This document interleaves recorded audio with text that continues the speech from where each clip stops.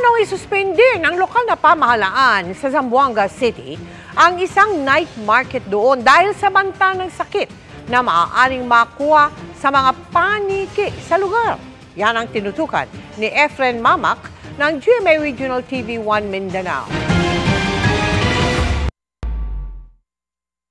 Simula alas 6 ng gabi, mapapansin na ang mga paniki na dumadapos sa ilang mga puno ng akasya sa Petit Barrack, Zamboanga City. Nababahala dito ang Zamboanga City LGU dahil naroon din sa lugar ang isang night market kung saan may bentahan ng pagkain. Kaya plano daw nilang isuspende ang operasyon ng night market dahil sa sakit na posibleng magmula sa mga paniki. Umaalma ngayon ang mga nagbebenta. Isasarado to yung night market.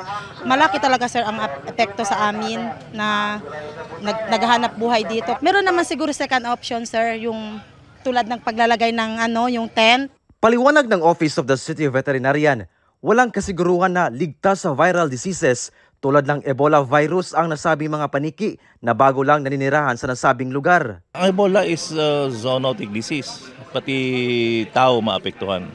So for public health reason, kung pwede, the City Health Office had passed also the motion na with that information, pwede po isuspensa nato ang selling of food diha sa Petit Barrack. Dagdag ng City Vet, sa pamamagitan ng pansamantalang paghinto ng operasyon, mabibigyan daw sila ng DNR ng pagkakataon na ma-examine ang mga paniki upang malaman kung ito ba ay ligtas mula sa sakit. Pinag-uusapan pa sa konseho at kinakailangang maaprubahan ng lokal na pamahalaan ang pagsuspende sa night market. Para sa GMA Integrated News, Efren Mamak ng GMA Regional TV 1 Mindanao, nakatutok 24 oras.